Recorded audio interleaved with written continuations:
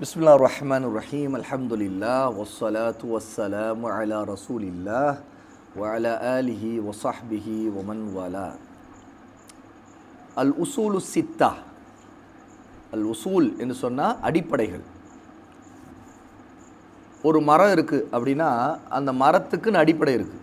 என்ன அது? மரம் நிற்கணும், மரம் உயிரோடு இருக்கணும். அதுக்கு எது அடிப்படை, எது ஆதாரம்? வேர். வேர் இல்லைன்னு மரமே இல்லை. வேர் இல்லாத மரம்னு சொல்ல மாட்டோம். மரம் நிற்காது. கீழே வேரோடு வெட்டிட்டோம் அப்படின்னா மரம் சாஞ்சிரும். ஒரு மரத்துக்கு வேரும் அதோடைய தண்டும் மிக முக்கியமான அடிப்படை. தண்டும் ஒரு அடிப்படை தான். ஏன்னா கிளைகள் எல்லாமே தண்டில் தான் நிற்குது. தண்டை வெட்டினா மரத்துடைய மேல் பகுதி முழுக்க சாஞ்சிரும். தண்டை வெட்டிட்டா கூட அதுக்கு பிறகு மரம் மெல்ல தழைக்க ஆரம்பிக்கலாம். கொஞ்சம் கொஞ்சமாக தழைக்க ஆரம்பிக்கும். அப்படியே கொஞ்சம் கொஞ்சமாக வளர ஆரம்பிக்கும். ஒரு இலை 2 இலை வந்து அப்படியே கிளை பரப்ப ஆரம்பிச்சிடும். ஆனால் அந்த தண்டுக்கும் எது அடிப்படையாக இருக்குது அப்படின்னா வேர்கள் தான்.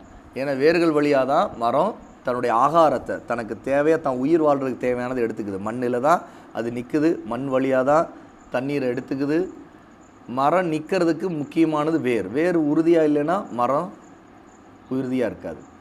வேர்களில் ஆசிடை ஊற்றிட்டா என்ன ஆகும்? மரம் பட்டு போயிடும். சரியா? ஏன்னா அதுக்கான உணவு ஆகாரம் எது கிடைக்காம மரம் அழிஞ்சிடும். இந்த வேர் எப்படி மரத்துக்கு அடிப்படையோ அதுபோல் ஒவ்வொரு விஷயத்துக்கும் அடிப்படைன்னு ஒன்று இருக்குது. அதுதான் அரபியில் அஸ்லு என்று சொல்லுவாங்க. அஸ்லு அதனுடைய வார்த்தைக்கு, அஸ்லுன் அதனுடைய வார்த்தைக்கு பன்மை தான் உசூலுன். அப்போது அதைத்தான் நம்ம அடிப்படை என்று சொல்கிறோம்.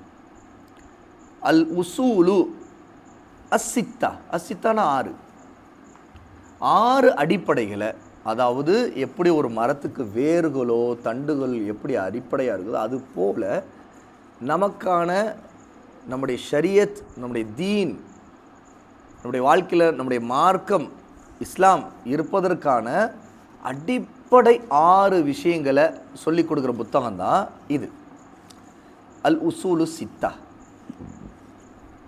இது வந்து இமாம் முஹம்மது இப்னு அப்துல் வஹாப் ரஹிமஹுல்லா அவங்க எழுதியிருக்கிறாங்க. இது ஒரு புத்தகம்னு சொல்லவே முடியாது.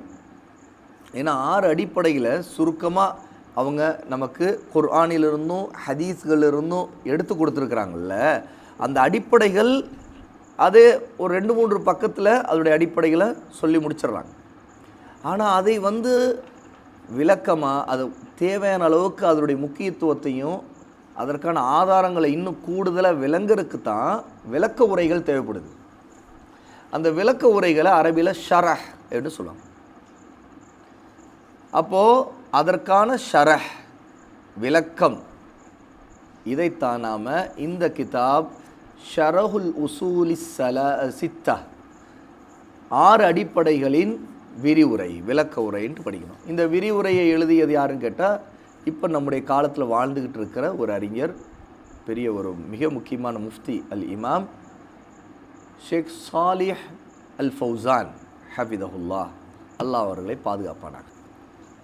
ஹஃபிதஹுல்லா என்று சொன்னால் அல்லாஹ் அவரை பாதுகாப்பானாங்கன்னு அர்த்தம். ரஹிமஹுல்லா என்று சொன்னால் அல்லாஹ் அவர்களுக்கு கருணை காட்டுவானாங்கன்னு அர்த்தம். பாதுகாப்பானாகன்னு கேட்குறது யாருக்கு கேட்குறோங்கன்னா உயிரோடு இருக்கிறவங்களுக்கு கேட்குறோம். அல்லாஹ் அவங்களை பாதுகாத்தா தான் அவங்க நேர் வழியில் இதே ஒரே உண்மையான சத்திய பாதையில் இருந்து மரணிக்க முடியும். அல்லாஹ்வுடைய பாதுகாப்பு இல்லைன்னா வழிகட்டு போயிடுவோம் நாம். ரஹிமஹுல்லா அல்ல ரஹமத்துல்லாஹி அலைஹி என்று சொன்னால் அல்லாஹ் அவர் மீது கருணை காட்டுவானாகன்னு அர்த்தம். இது ஒருத்தர் இறந்து விட்ட பிறகு சொல்கிறது. பொதுவாக வழக்கத்தில் இறந்தவருடைய பெயரை சொல்லும்போது நல்லோர்கள் அப்படின்னா அவங்களுக்கு நாம் என்ன செய்வோம்ட்டா அல்லாஹ் அவர்கள் கருணை காட்டுவானாங்க. ஏன்னா அல்லாஹ் அவருடைய பாவங்களை மன்னிப்பானாக. ஏன்னா அல்லாஹ்வுடைய கருணை இருந்தால் தான் பாவங்கள் மன்னிக்கப்படும். உண்மையா இல்லையா? இல்லைன்னா அல்லாஹ் மன்னிக்கலைன்னா தண்டிப்பான்னு அர்த்தம். அப்போ அல்லாஹ்வுடைய கருணை இருந்தால் தண்டனையிலிருந்து தப்பிக்கலாம்.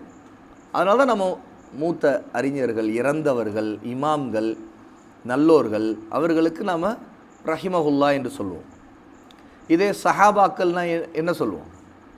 இறந்த விட்ட சஹாபாக்குடைய பெயர்களை சொல்லும்போது என்ன சொல்கிறோம்? ரதியல்லாஹு அன்ஹுன்னு சொல்லுவோம். ரதியல்லாஹு அன்ஹு என்று சொன்னால் அல்லாஹ் அவர் மீது திருப்தி அடைவானாக, அல்லாஹ் அவரை பொருந்தி கொள்வானாக அப்படின்னு அர்த்தம். இது சஹாபாக்களுக்குன்னே பிரத்யேகமாக நம்ம சொல்கிற வார்த்தை வழக்கத்தில். சரியா? நம்முடைய நபியின் பேரை சொல்லும்போது ஸல்லல்லாஹு அலைஹி வஸல்லம் அப்படின்னு சொல்லுவோம். ஸல்லல்லாஹு அலைஹி வஸல்லம், கூடவே குடும்பத்தாருக்கும் சேர்த்து ஸல்லல்லாஹு அலா நபீனா முஹம்மதின் வ அலா ஆலிஹி வ ஸஹ்பிஹி அஜ்மஈன், இப்படிலாம் பல மாதிரி சொல்கிறது உண்டு. இதெல்லாம் துஆக்கள். நம்முடைய நபியிற்கு மீது அல்லாஹ்வுடைய சலாம் உண்டாவதாக, சலவாத் உண்டாவதாக, இப்படி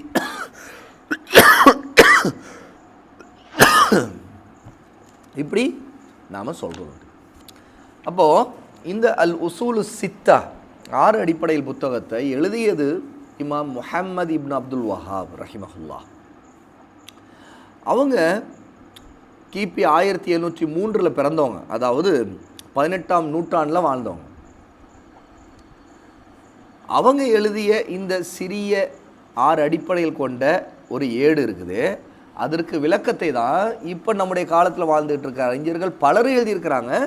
அதில் ஒரு அறிஞர் தான் ஷேக் சாலிஹ் அல் ஃபௌசான் ஹஃபிதஹுல்லா, அல்லாஹ் அவரை பாதுகாப்பானாங்க. இப்போதும் வாழ்ந்து கொண்டிருக்கிற 92 வயதுக்கு மேலே உள்ள ஒரு மிகப்பெரிய முஃப்தி, நம்மளுடைய மிகப்பெரியத்திற்குரிய ஒரு மிகப்பெரிய சலஃபி ஆலிம். சலஃபி என்று சொன்னால் சஹாபாக்களை பின்பற்றி அவங்களுடைய மார்க்கத்தை அவங்களைப் போல நம்ம பின்பற்றணுங்கிற கொள்கை சொல்லக்கூடியவங்களை தான் சலஃபின்னு சொல்லுவோம். அந்த உண்மையான பாதையில் இருந்தால் சலஃபி. அந்த மாதிரி அந்த பாதையில் உறுதியாக இருக்கக்கூடிய நிறைய உலமாக்களால் அங்கீகரிக்கப்பட்ட பாராட்டப்படக்கூடிய ஒரு அறிஞர் தான் ஷேக் சாலிஹ் அல் ஃபௌசான். அவங்க எழுதிய விளக்க உரையைத்தான், விரிவுரையைத்தான் நாம் இன்ஷா அல்லாஹ் நம்முடைய பாடப்புத்தகமாக எடுத்துக்கொண்டு படிக்க இருக்கிறோம். இது ரொம்ப சுலபமாக இலகுவாக இருக்கக்கூடிய விரிவுரை, ஈஸி தான். அதே மாதிரி 6 அடிப்படைகளுமே ரொம்ப ரொம்ப முக்கியமான அடிப்படை. ஆனால் அதை நம்ம படிக்கும்போது அதனுடைய முக்கியத்துவத்தை புரிந்து கொண்டோம்னா, அதை ஃபாலோ பண்ணால் தான் நம்முடைய உம்மத்துடைய சீர்திருத்தம், உம்மத்துடைய முன்னேற்றம், எல்லா விஷயங்களிலும் நம்முடைய உம்மத், நம்முடைய சமுதாயம் சிறந்த சமுதாயமாக ஆக வேண்டும்னா இந்த 6 அடிப்படைகள் முக்கியங்கிறத நமக்கு படிக்கவே தெரியும். ஏன்னா நம்முடைய பிரச்சனைகள் என்னென்ன இருக்கோ சமுதாயத்தில், நம்முடைய உம்மத்து பல பிரிவினைகளில், பல கூட்டங்களாக, பல ஜமாத்துகளாக பிரிந்து கிடக்கிறாங்கல்ல, இதுக்கு தீர்வு என்ன? இந்த 6 அடிப்படையில் ஒரு அடிப்படை அதை பற்றி தான் பேசும். அதே மாதிரி நம்முடைய உம்மத்தில் நம்முடைய அமல்கள் ரொம்ப குறைபாடாக இருக்குது. சிலர் அமல்கள் செய்தாலும் உண்மையில் அல்லாஹ்வுக்காக இல்லாமல் முகஸ்துதிக்காக, உலக ஆதாயத்துக்காக, இப்படி பல மாதிரி செய்கிறாங்க. தர்மம் செய்கிறவங்க இருக்கிறாங்க, ஆனால் நிறைய பேர் தர்மங்கள் செய்கிறாங்களே தவிர அல்லாஹ்வுக்காக அது தர்மம் செய்கிறதில்ல. அவங்க என்ன செய்கிறாங்க? தங்களுடைய பாராட்டு, புகழ்ச்சிக்காக, பெருமைக்காக, பதவிக்காக இப்படிலாம் செய்கிறாங்க. அப்போ அது வீணாக போயிடுது. அப்போ இந்த பிரச்சனைக்கு என்ன தீர்வு? அப்போ இஹ்லாஸை பற்றி ஒரு அடிப்படை, ஆரம்ப அடிப்படை அதுதான். இந்த மாதிரி ஒவ்வொரு நம்முடைய பிரச்சனைகளை முன்வைத்து நிறைய பிதஅத்துகள் இருக்குது சமுதாயத்தில். நம்முடைய நபி சொல்லி கொடுக்காததெல்லாம் நபி சொன்னதாக நம்பிக்கை உண்டு, மார்க்குன்னு நினச்சிக்கிட்டு ஃபாலோ பண்ணுறாங்க மக்கள்.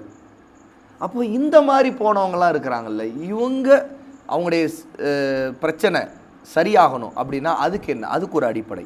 இப்படி மிக முக்கியமாக 6 அடிப்படைகளை அல் உசூல் சித்தா மூலமாக ஷேக் முஹம்மது இப்னு அப்துல் வஹாப் ரஹிமஹுல்லா நமக்கு கொடுத்துருக்குறாங்க. இது கொடுத்துருக்குறாங்கன்னா ஏனோ தானோ அவங்க ஏதோ கற்பனை பண்ணி இது ஒன்று சரி, இது ஒன்று சரி, இதெல்லாம் சரி பண்ணணும், அப்போது அப்படி அதனால் அவங்க தன் கற்பனையில் உருவாக்கின அடிப்படைகள் அல்ல. இந்த தீனுக்கு ரொம்ப மிக முக்கியமாக எப்படி ஒரு மரம் நிற்கணும், தழைச்சு அதில் கிளைகள் பரப்பி, அதில் இலைகள் பரவி, அதில் பூக்கள் பரவி, கனிகள் பரவி, இப்படி அதோடைய பலனை ஒரு மரத்துலேருந்து கிடைக்கக்கூடிய பலன் சரியா, ஒரு நிழல் கிடைக்கிறது. ஏன்னா நிழல் மொட்டை மரத்தில் நிழல் கிடைக்குமா? கிடைக்காது. அப்போது கிளைகள் பரப்பிய ஒரு மரத்தின் கீழே இருக்கும்போது தான் நிழல் கிடைக்கும். அந்த மாதிரி நம்முடைய மார்க்கத்தில் நமக்கு இருக்கிற பிரச்சனைகளில் நமக்கு நிழல் கிடைக்கக்கூடிய அடிப்படைகள், நமக்கு கனிகள் கிடைக்கக்கூடிய அடிப்படைகள், நமக்கு பாதுகாப்பை தரக்கூடிய அடிப்படைகள், இப்படி மிக முக்கியமான குர்ஆனிலிருந்தும் ஹதீஸ்களிலிருந்தும் எடுத்து ஆதாரத்தோடு முன்வைக்கக்கூடிய 6 அடிப்படைகளை தான் ஷேக் முஹம்மது இப்னு அப்துல் வஹாப் ரஹிமஹுல்லா நமக்கு இந்த புத்தகத்தில் கொடுக்குறாங்க. அதை ரொம்ப அழகான முறையில் அதற்கான ஆதாரங்கள் இன்னும் விளக்கமாக அதோடு சம்பந்தப்பட்ட பல விஷயங்களில் நமக்கு வரக்கூடிய கேள்விகளுக்கெல்லாம் பதில் சொல்லும் விதமாக விரிவுரைய ஷரஹ நம்முடைய ஷேக் சாலிஹ் அல் ஃபௌசான் ஹஃபிதஹுல்லா இந்த புத்தகத்தில் எழுதியிருக்கிறாங்க. இன்ஷா அல்லாஹ் அதுதான் நாம் இன்றிலிருந்து நம்முடைய அகீதா பாடங்களில் இதை நம்ம படிக்க இருக்கிறோம் இன்ஷா அல்லாஹ். இப்போ நான் சொன்னது பேசுனது புரிஞ்சிச்சா? ஏதாவது இதில் ஏதாவது உங்களுக்கு கேள்விகள் இருக்குதா? கிளியர்? ஓகே, அல்ஹம்துலில்லாஹ்.